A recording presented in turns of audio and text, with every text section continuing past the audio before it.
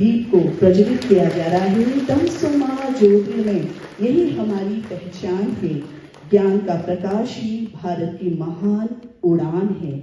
एक दीप से दीप जले, विचार चिंतन भी है, मंथन भी है, और चिंतन इसलिए भी है कि जिस बिहार को देश में ये जाना जाता था कि हम बिहार शिक्षा के केंद्र थे, और आज नहीं, हजारों वर्ष पहले, आज से 5000 वर्ष पहले भी बिहार की शिक्षा दुनिया के लिए एक अनमोल रत्न के तौर पर था। यहीं नालंदा यूनिवर्सिटी, यहीं पर विक्रमशिला यूनिवर्सिटी, और जो आज स्वर्णिम काल की चर्चा होती है, उसमें भी यदि भारत के अखंड भारत का सपना किसी ने देखा, इसी बिहार की धरती और इसी मगध के लोगों ने देखा। और आज भी इतिहास के पन्ने में जब पढ़ा जाता है तो लोग कहते हैं स्वर्णिम काल देने वाला कोई राज था जिसने इस पूरी व्यवस्था को खड़ा किया, अर्थव्यवस्था को खड़ा किया, सामाजिक संरचना को ठीक किया। वो व्यवस्था भी इसी पाटलिपुत्रा की धरती से देने का काम किया था सर। इसलिए चिंतन है। चिंतन, क्योंकि आप तो सभी लोग प्रशासनिक तौर पर काम करते हैं, लेकिन आपके नीचे जितने हमारे शिक्षक हैं उसकी भी चिंता आपको करनी है। आप एक व्यवस्था खड़ा करके जिला में, जिला स्तर पर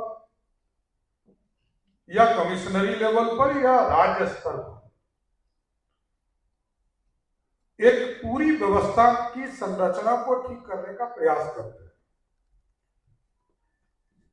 इसलिए कई लोग आपके साथ सहयोग करने के लिए यहां बैठे हैं, लेकिन मेरा स्पष्ट मानना है कि प्रशासनिक काम थोड़ा आगे पीछे हो सकता है, लेकिन ये यदि इंश्योर कर लिया जाए हर हालत में विद्यालय में पढ़ाई हो, तो आपके चेहरे पर खुशी आने से कोई रोक नहीं पाएगा। क्योंकि आपका मकसद है शिक्षा आम व्यक्ति तक पहुंचे, और वैसे व्यक्ति तक पहुंचे जो निर्धन है, जिसके पास व्यवस्था नहीं है, जिसके पास सामर्थ्य है, वो तो अच्छे स्कूल में जा ही रहे हैं। जिनके पास पैसा है वो अच्छे स्कूल में जा रहे हैं, नहीं तो मत। और इसलिए मैं कहता हूं कि आज कोटा से भी कई शिक्षक यहां आए, मैं उसको बाद में आता हूं, मैं बताऊंगा। लेकिन आप सोचिए, कोटा में लाखों बच्चे पढ़ने जाते हैं, और मैं स्टूडेंट क्रेडिट कार्ड की चर्चा में देखता हूं। वित्त मंत्री के तौर पर मैंने काम किया, यहां पर वित्त सचिव भी बैठे हुए हैं। हम लोगों ने एनालिसिस किया कि लगभग 18,000 करोड़ रुपया हम देते हैं जो दूसरे राज्य में जाते हैं। हमारे बच्चे बाहर जा रहे हैं और लाखों की संख्या में जा रहे हैं। तो इसका मतलब है कि हमको और अच्छी व्यवस्था खड़ा करना है, क्योंकि कोटा कोई स्वर्ग में नहीं बना है। कोटा की संरचना को देखिएगा, लाखों बच्चे इसी बिहार के जाते हैं, और शिक्षक भी पढ़ाने वाला सब बिहारी है। तो चिंता यह है कि हम हर हालत में, हम आप लोगों से आग्रह करना चाहते हैं कि इस मंथन के माध्यम से कई सुझाव आपके पास आए। या पटना के जिलाधिकारी बैठे हैं, इन्होंने जो पूर्णिया में काम किया, अभी पटना में इन चीजों को आगे बढ़ा रहे। विद्यालय परीक्षा समिति के जो पूर्व पटना के जिलाधिकारी हैं त्यागराजन जी, इन्होंने काम किया। और अभी इस पूरी व्यवस्था को नीचे कैसे हम ले जाए, क्योंकि हमारा है कि हम मॉडल स्कूल भी बनाएंगे, सरस्वती विद्या विकेतन की पूरी संरचना को भी बनाएंगे।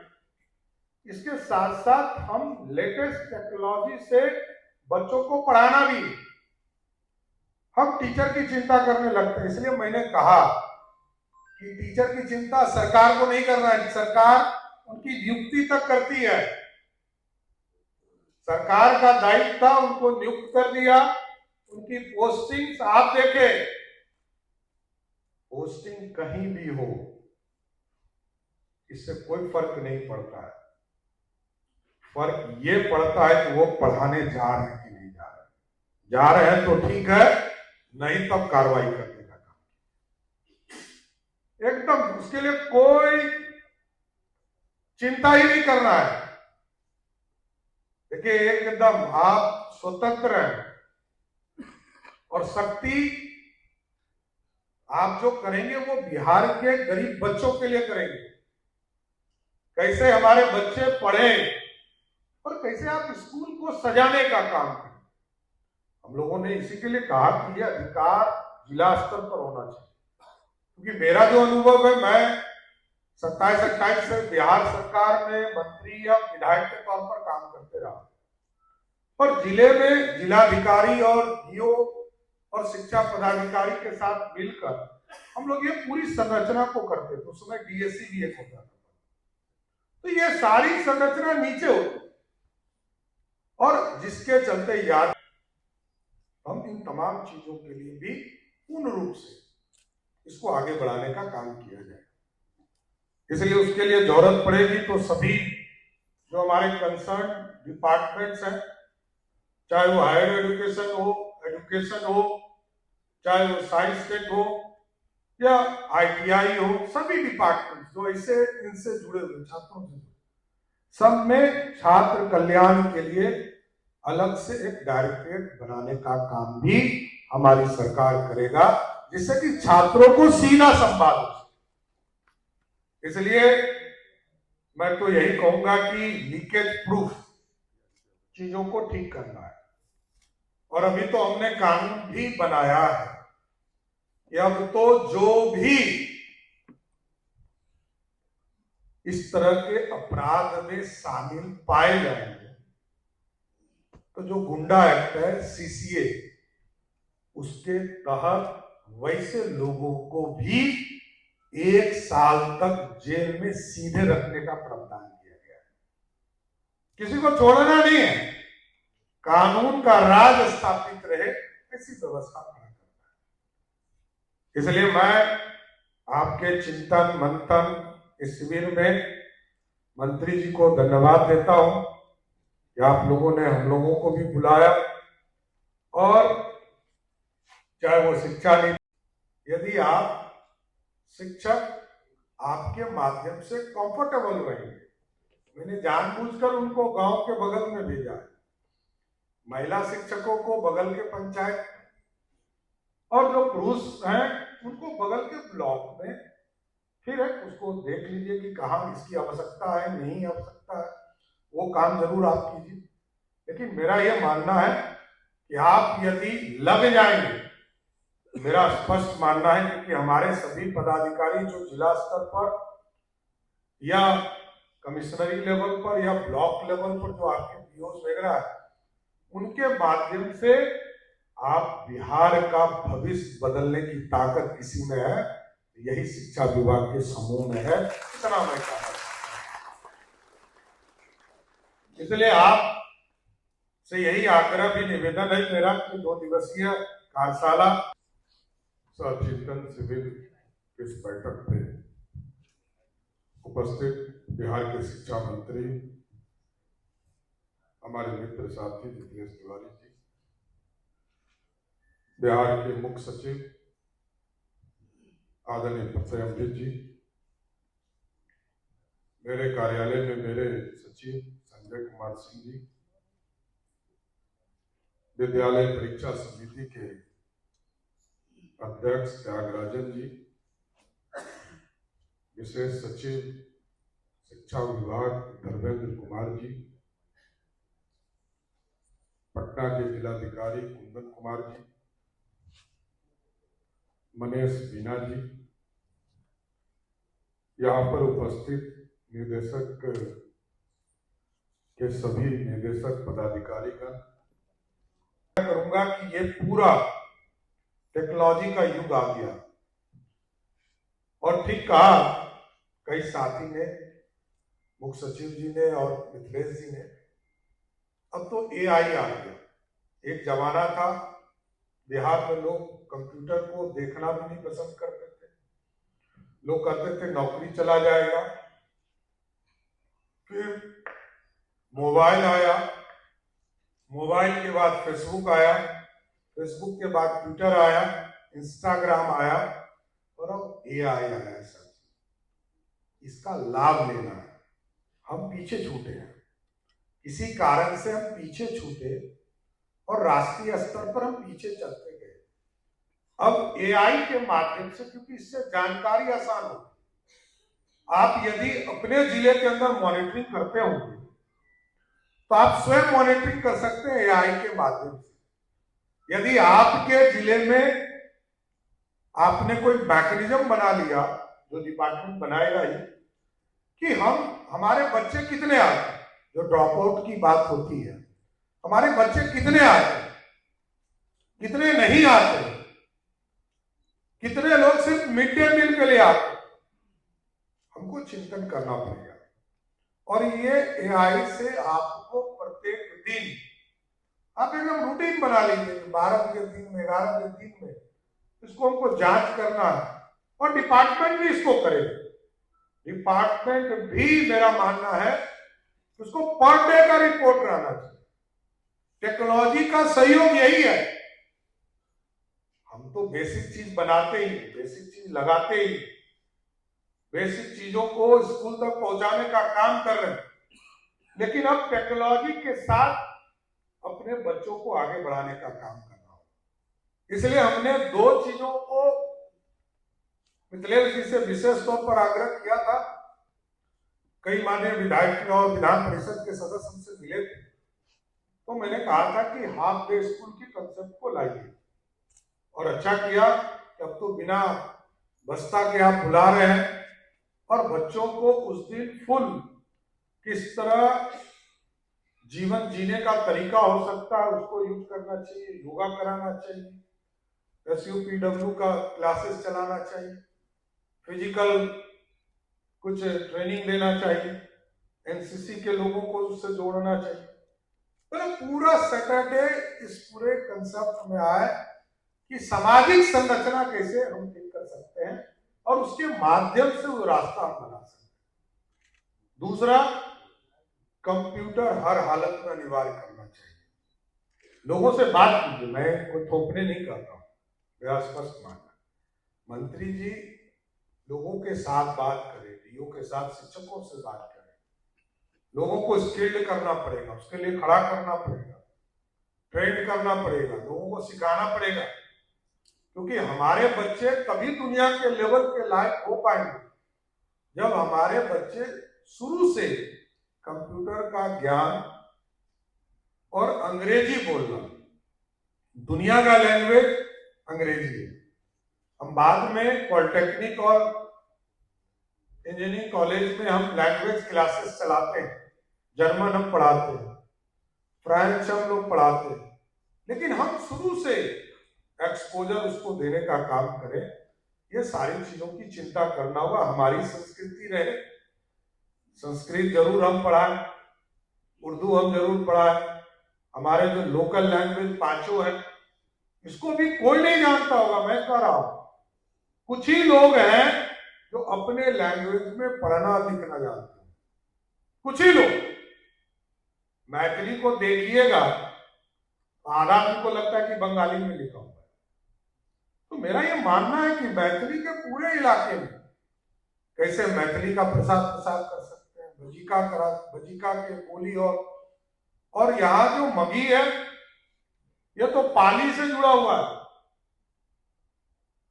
तो कई चीजों का अध्ययन कराना पड़ेगा, कई विशेषज्ञों को लगाना पड़ेगा और इसकी चिंता करनी पड़ेगी। लेकिन मैं यही कहूंगा, भविष्य आपके हाथ में है।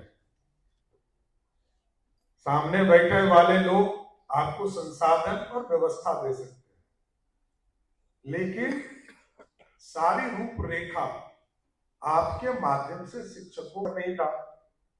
लोग चटाई पर बिछा के पढ़ते थे, लेकिन गांव के ही शिक्षक बगल में स्कूल में पढ़ाने जाते थे तो लोक लज्जा में वो पढ़ाने का काम करते थे। हम सारी व्यवस्था देते हैं, सरकार ने सभी को नौकरी दिया, सारी व्यवस्था दिया है, आपको भी सरकार व्यवस्था दे रही है।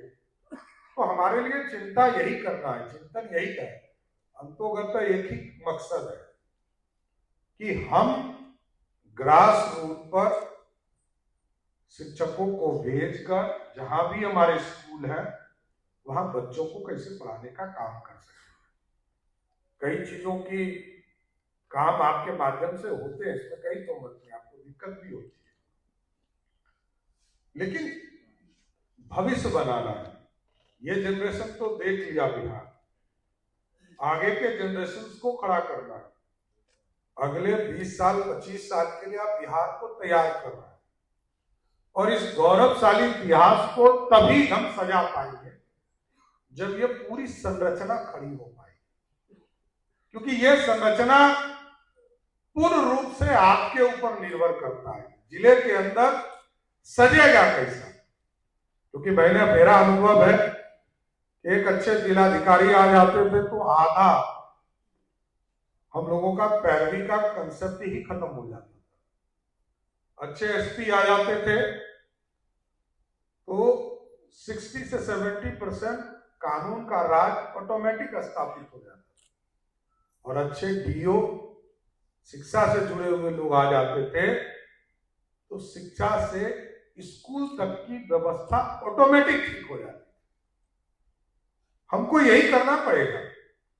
देखिए, अब दुनिया टेक्नोलॉजी पर भी है और ठीक कहा मिथिलेश जी ने कि अब तो एक एक जगह पर कैमरा लगा है, कौन क्या कर रहा है, क्या पढ़ा रहा है, नहीं तो बच्चा ही कहीं रिकॉर्ड तो नहीं कर रहा। ये सारी व्यवस्था नीचे हो गई।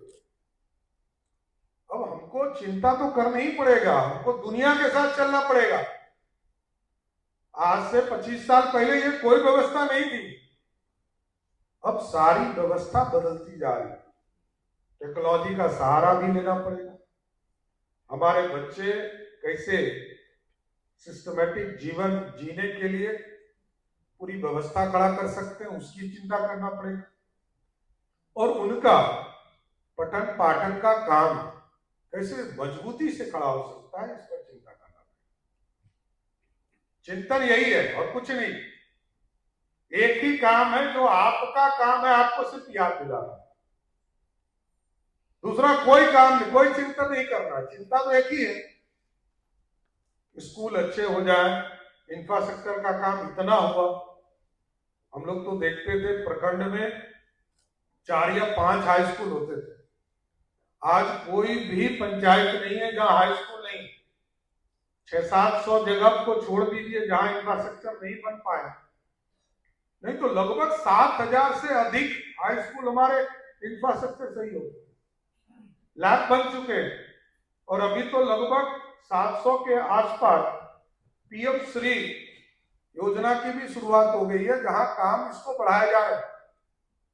तो 700 स्कूल में एक्स्ट्रा ऑर्डिनरी काम के लिए आदरणीय प्रधानमंत्री जी ने राशि उपलब्ध कराया और आगे भी 551 हम लोगों ने उसी में उसके बाद चिन्हित किया है मॉडल स्कूल के तहत, जहां नीट की तैयारी से लेकर जेई की तैयारी तक, और अब तो इससे भी बढ़कर हम लोगों ने कहा क्योंकि गरीब बच्चे जब घर जाते हैं, आपके जब शिक्षक पढ़ाते हैं और जब घर जाकर उनको किसी तरह का कोई प्रॉब्लम क्रिएट होता है तो यहाँ विद्यालय शिक्षा समिति के अध्यक्ष बैठे हैं, इन लोगों ने 15 अगस्त से लॉन्च करेंगे और रात के 11 बजे भी शिक्षक की जरूरत पड़ेगा तो ऑनलाइन उसको पढ़ाने का काम, सीधा 1 to 1 पढ़ाने का काम हमारी व्यवस्था करने जा रही है।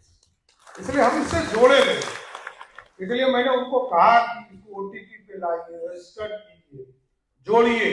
हमारे कितने बच्चे 11 बजे रात में इस पर पढ़ाई करेंगे, यह भी जानना जरूरी है कि 10 बजे रात में कितने बच्चे ने पढ़ाई किया। जिस तरह बिजली के सेक्टर में आप देखते होंगे कि दिन में बिजली हमारे पास पर्याप्त होता है और लो कॉस्ट पर हमको बिजली मिल जाती है, लेकिन रात जब जैसे ही 6 बजे से लेकर 11 बजे तक रात होता है, इस रात में हमको 20 रुपये तक पर यूनिट हमको बिजली खरीदना पड़ता है। तो हमको यहां अपने बच्चों को जोड़ना है, क्योंकि पूरा सिस्टम बदल चुका है।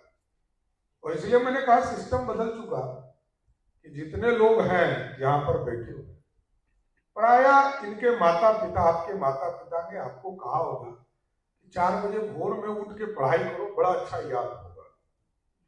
अब नया जनरेशन कहता है कि 10 बजे रात से लेकर 12 बजे रात तक पढ़ाई करेंगे तो बहुत आसानी से पढ़ाई होगा, सवेरे आराम से वो 7-8 बजे तक उठता है। तो पूरी व्यवस्था बदली है, क्योंकि हम लोग भी अपने बच्चों को देखते हैं, वही स्थिति बन चुकी है। तो पूरा सामाजिक जो संरचना हमारी है वो बदली है। लेकिन कई चीजें हम लोगों ने, कई चीजों को और भी ठीक करना है, और हम लोगों ने तो ये सोच कर रखा है कि कई चीजों के लिए सुधार करने की जरूरत है। हम लोगों ने तय किया है कि एक कमेटी बनाएंगे जो शिक्षा की गुणवत्ता को कैसे और अच्छा कर सकते हैं। इसके लिए एक राज्य स्तरीय कमेटी बनाएंगे जिसे आपको सुझाव दिया जाएगा। यहाँ मुख्य सचिव बैठे, ये पूरे राज्य स्तर पर एक कमेटी का गठन किया जाएगा हाई लेवल पर, जो बिहार के बच्चों को और अच्छा कैसे पढ़ाई कराया जा सकता है, उनको कैसे गुणवत्ता के साथ पढ़ाई कराए, इसकी पूरी संरचना का एक क्रिएशन करने का काम किया जाए। दूसरा जो सबसे बड़ा चैलेंज है वो है परीक्षा सुधार के लिए भी एक कमेटी बनाना पड़ेगा, क्योंकि जितने परीक्षा होते हैं, क्योंकि इतना टेक्नोलॉजी अधिक हो गया, एक आदमी ने अपना यदि ईमान बेच दिया तो क्वेश्चन पेपर मार्केट में आ जाता है। एक आदमी, कोई एक आदमी यदि पूरे सिस्टम में हमारा फेल हो गया तो पूरी चीजों को हमारा डाइवर्ट हो जाता है। क्योंकि हमारे लिए चैलेंज है मैट्रिक का परीक्षा कराना, इंटर का परीक्षा कराना, हमारे लिए चैलेंज है कॉलेज के परीक्षा कराना, हमारे लिए टीचर्स की बहाली होती है उसकी भी चिंता होती है, बीपीएससी की चिंता होती है। तो हम लोगों ने तय किया है कि इसको पूर्ण रूप से एक कमेटी इस पर भी बनाएंगे, और पूरे दुनिया में जो टेक्नोलॉजी के तहत सभी परीक्षा लिए जाते हैं उसके लिए भी एक कमेटी का गठन हम लोग करने का काम करेंगे, क्योंकि इसके बिना ये जितने भी परीक्षा को हम लोग देख रहे हैं कुछ ना कुछ इश्यूज बना देते हैं, कुछ ना कुछ इश्यूज आ जाते हैं। इस बार तो आपने देखा कि आदरणीय प्रधानमंत्री जी ने नीट की परीक्षा में कई संस्थानों को लगाकर, तो उतना फोकस होकर सभी काम लोग नहीं कर पाते, लेकिन मेरा मानना है कि अब फोकस करना पड़ेगा। पूरा युवा पीढ़ी, उसको ये नहीं लगना चाहिए मेरे साथ धोखा हो रहा है, इसकी चिंता करनी पड़ेगी। इसलिए भी हम लोगों ने, जैसे अभी सहयोग पोर्टल हमारा चल रहा है, कई शिकायत आपके विभाग से भी आते हैं, कभी छात्र लोग भी करते हैं, तो हम लोगों ने कहा है कि कई पोर्टल्स हम लोग के बने हैं, और सहयोग शिविर के लिए भी एक अलग से जो हमारे छात्र हैं, सभी माननीय मंत्रियों को भी लगाएंगे, जिलाधिकारी को भी लगाएंगे और सभी स्कूल कॉलेज में जाकर एक सुझाव लेने के लिए सभी कॉलेज स्कूल में जाकर हमारे जो महत्वपूर्ण पदाधिकारी होंगे, मंत्री होंगे, माननीय विधायक होंगे, सांसद होंगे, उनके साथ कन्वर्सेशन हमारी युवा पीढ़ी से कराना है और ये सजेशन के तौर पर उनको पोर्टल पर अपलोड करेंगे और अपलोड करने के बाद यदि 30 दिन में हमने निदान नहीं किया तो मैं बिहार के नौजवानों को, छात्रों को स्पष्ट करता हूं कि उसके मुख्यमंत्री के लेवल पर महीने में एक बार छात्रों के लिए अलग से सहयोग शिविर भी चलाने का काम करूंगा, क्योंकि अब हमारे लिए बिहार की युवा और बिहार के नौजवानों को मुख्य रास्ते पर लाना और उनको मुख्य धारा से जोड़ना, ये सबसे पहले प्राथमिकता है। हमारा भविष्य यही। हम लोगों ने तो अपना जीवन आधा जी लिया, लेकिन जो आने वाली पीढ़ी है, जो बिहार का निर्माता होगा, बिहार की संस्कृति को बढ़ाएगा, बिहार की सभ्यता को बढ़ाएगा, बिहार में जो 5 भाषा बोलते हैं उसके